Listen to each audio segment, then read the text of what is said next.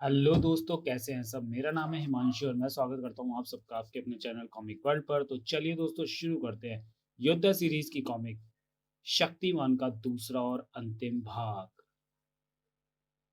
फिर वह बर्फ की दीवार को ढाकर बाहर निकला और अपनी मंजिल की तरफ बढ़ गया। लेकिन आगे बढ़ता योद्धा नहीं जानता था कि मंजिल पर पहुंचना इतना आसान नहीं था। बर्फ के तूफान से योद्धा ने स्वयं को बचाकर यह दिखा दिया कि उस जैसा योद्धा किसी भी युद्ध में अपने आप को विजयी साबित करने की कुव्वत रखता है। किंतु अब मेरी इस किरण से वह हरगिज नहीं बच पाएगा। तुरंत ही लोहांगी की कलाई से किरणें लपलपा उठी और जा टकराई उस बर्फीले मैदान से जिस पर इस समय योद्धा मौजूद था। ये किरणें कहाँ से आएंगी और ये बर्फ की इस धार से टकराकर धरा से टकराकर क्या गुल खिलाएंगी। किरणों ने जो गोल खिलाया वह तुरंत ही योद्धा के सामने आया। ओ नहीं, बर्फ का बना यह मैदान तो चटक रहा है। इस अवस्था में आगे बढ़ना खतरनाक होगा, इसलिए हमें तुरंत ही पीछे लौटना होगा, क्योंकि जहां हम खड़े हैं वहां की बर्फ भी चटक सकती है। उफ! योद्धा के पांव के नीचे से बर्फ निकल गई और योद्धा बर्फ के नीचे मौजूद ठंडे पानी की झील में जा पहुंचा। मरेगा, अब मरेगा योद्धा। बर्फ की सतह के नीचे बहता ठंडा पानी उसकी नसों में दौड़ते लहू को कुछ ही पलों में बर्फ की मानंद जमा देगा और फिर योद्धा मारा जाएगा। मैं अपने यान को थोड़ा और नीचे ले चलती हूँ, क्योंकि मैं जिंदगी के लिए तड़पते योद्धा को जी भर के देखना चाहती हूँ, जल्द ही। देख बहना देख, कैसे जल बिल मछली की भांति तड़प रहा है महान योद्धा। जिंदगी के लिए छटपटाते योद्धा के शरीर को निश्चल होने में ज्यादा समय नहीं लगा। उस दृश्य को देखकर लोहांगे और जिगाम्बो खुशी से नाच उठे। योद्धा मारा गया, हमारे हाथों योद्धा मारा गया। उसकी लाश हम अपनी आंखों से ठंडे पानी में तैरते देख रहे हैं। और योद्धा के मरने के साथ मेरे यान में रखा ऊर्जा तंत्र योद्धा की समस्त शक्ति प्राप्त कर संपूर्ण अवस्था में चालू हो गया होगा। अब हम उसमें बैठकर आराम से अपने युग में पहुंच सकते हैं। अब तुम अपने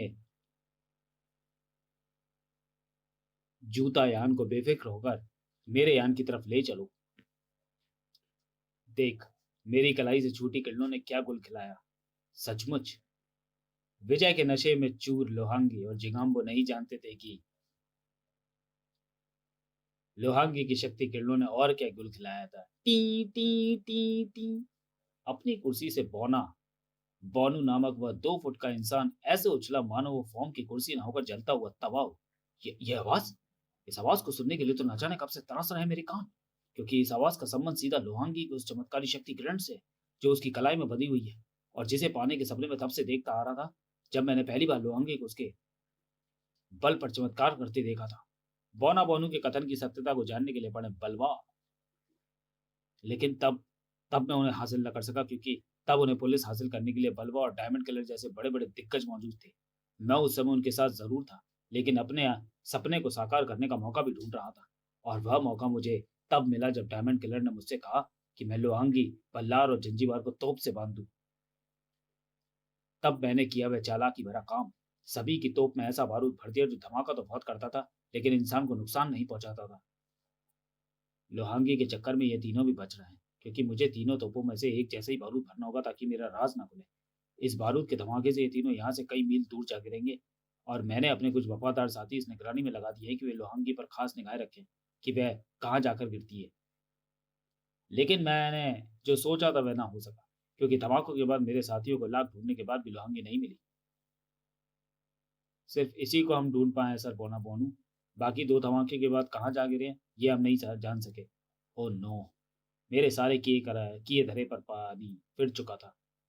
लेकिन मैं भी हार मानने वालों में से नहीं था। मैंने अपने गुलाम वैज्ञानिकों की सहायता से एक यंत्र बनवा लिया। लोहांगी नामक वह स्त्री अब हिंदुस्तान के किसी भी कोने में जब भी अपनी चमत्कारी शक्ति का प्रयोग करेगी, यह यंत्र तुरंत ही बज उठेगा और उसकी स्थिति का पता बता देगा। गुड। अब देर सवेर मेरा मकसद हल होकर ही रहेगा, क्योंकि लोहांगी तोप के धमाके से जहां भी गिरी हो वह जगह हिंदुस्तान से बाहर नहीं हो सकती।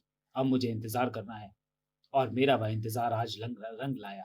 अब मेरे हाथों से लोहांगी की चमत्कारी शक्ति नहीं बच सकती। लोहांगी खुद ही उस शक्ति को मुझे सौंपेगी और उसे ऐसा करने के लिए मजबूर करेगा वह शख्स जिसे मैंने अपना गुलाम बना लिया है। हिंसा ही हिंसा नजर आ रही थी उस 2 फुट के इंसान के चेहरे पर, जबकि यहाँ अपने यान में मौजूद जिगाम्बो के चेहरे पर जमाने भर के आश्चर्य के भाव मौजूद थे। ये क्या? इस यंत्र को तो योद्धा की शक्ति से संपूर्ण रूप से भरा होना था, तो न केवल आधे से ज्यादा खाली हो चुका है, बल्कि धीरे धीरे खाली भी होता जा रहा है। इसका क्या मतलब हुआ भैया? इसका एक ही मतलब है बहना, और वह यह है कि योद्धा जिंदा है। अपनी अपनी आंखों को मल मल कर दोनों उस महाजुबे को देख रहे थे। इसे तो हमने ठंडे बर्फ की झील में अपनी आंखों से लाश में बदलते देखा था, फिर ये जिंदा कैसे बच निकला? उसने अपनी योग शक्ति से लाश बनकर हमें धोखा दिया है, ताकि हमारा ध्यान उससे हट जाए और वह आसानी से अपनी मंजिल तक पहुंच जाए। बिल्कुल यही रोज योजना रही होगी उसकी, और इसमें वह सफल भी हुआ है। हमें धोखा देकर वह यान के काफी नजदीक पहुंच गया है, और चूंकि यान के इतना पास आने से उसकी शक्ति और बढ़ गई है, इसलिए मुझे नहीं लगता कि मेरे द्वारा तैनात किए गए प्राणी उसे आगे बढ़ने से रोक पाएंगे। अब नहीं रुकेगा योद्धा, अब उसे कोई नहीं रोक सकता। नहीं, योद्धा रुकेगा, योद्धा को रुकना ही होगा, क्योंकि उसे मैं रोकूंगी। तो तुम कैसे रोकोगी उसे? जवाब देने के स्थान पर लोहांगी अपने जूता यान पर सवार होकर तेजी से वहां से चल पड़ी। तुम्हारे सवालों का जवाब मैं आकर दूंगी भैया, मैं अति शीघ्र ही लौटूंगी। यह अचानक कहाँ चलती? सिर्फ लोहांगी जानती थी कि उसे कहाँ जाना है। बंबई नामक शहर से 20 कोस दूर समुद्र में खड़े एक समुद्री जहाज तक, क्योंकि मेरी शक्तियों की जानकारी के अनुसार वह इस समय वहीं मौजूद है जो योद्धा के बढ़ते कदमों को रोक सकता है। योद्धा? ओह, तो इस बार आप रोकने आए हमारा रास्ता।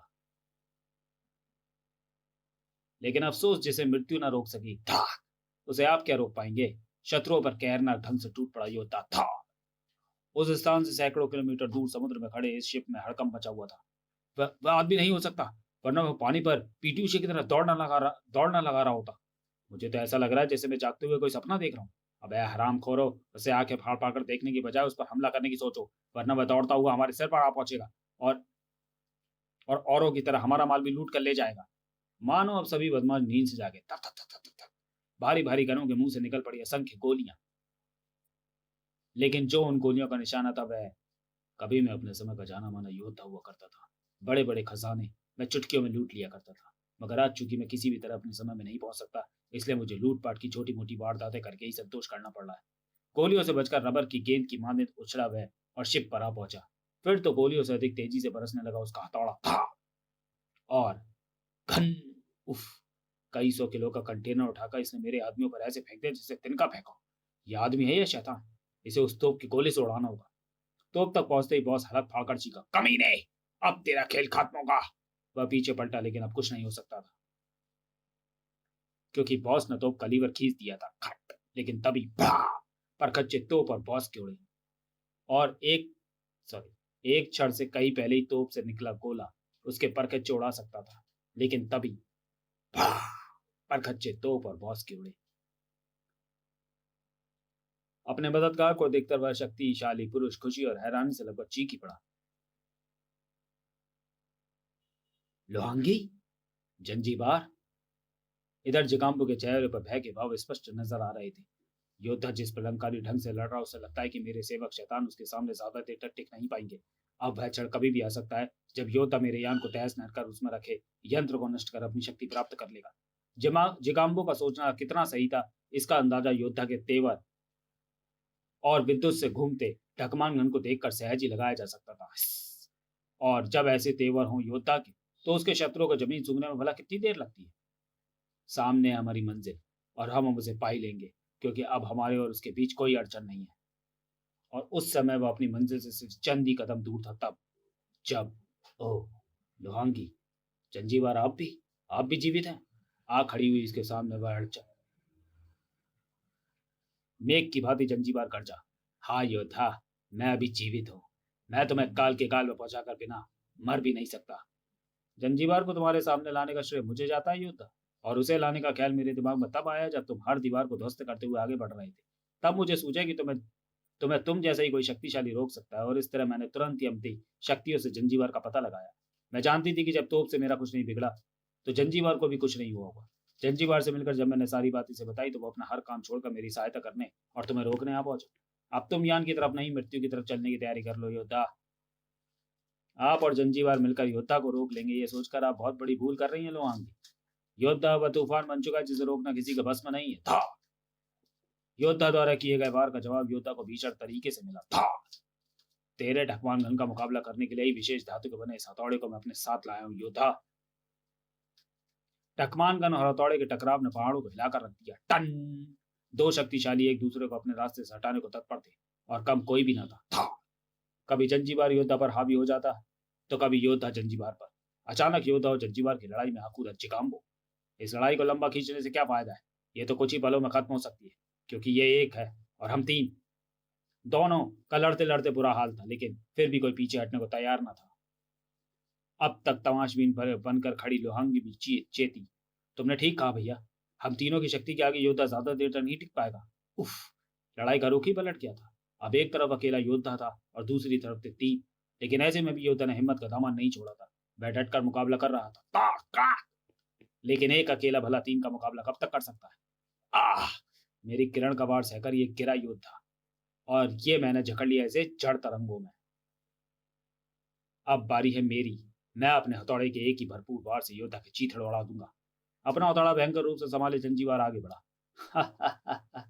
अब शर्तिया योद्धा के जीवन का अंत होगा। आज हमें भरपूर शांति और हमारे यान को यहाँ से अपने युग के लिए उड़ान भरने के लिए पर्याप्त ऊर्जा मिलेगी। हा हा हा! आज इन सब के सपने पूरे होंगे, क्योंकि अब अब उनका प्रतिरोध करने की स्थिति में कतई नहीं है।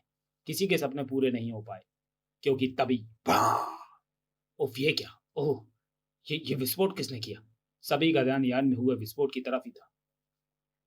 तभी तो कोई योद्धा में आए उस परिवर्तन को न देख सका। हमारी समस्त शक्ति वापस लौट रही है। हम अपनी नसों में नई ऊर्जा का संचार अनुभव कर रहे हैं, और ऐसा इसलिए हुआ है क्योंकि विस्फोट में यान के साथ उसमें रखा हुआ शक्ति चुराने वाले यंत्र नष्ट हो गया है। अब हम फिर हो गए हैं शक्तिमान, और शक्तिमान योद्धा के लिए उसके शत्रु तड़ाक कीड़े मकोड़े से ज्यादा धम शक्तिशाली महत्व नहीं रखते। हैरान खड़े जिगाम्बो लोहांगी और जंजीबार शक्तिशाली योद्धा के कहर का शिकार हो गए थे। समाप्त। तो चलिए दोस्तों, वीडियो को यहीं समाप्त करते हैं और मिलते हैं योद्धा सीरीज की अगली कॉमिक शूरवीर में।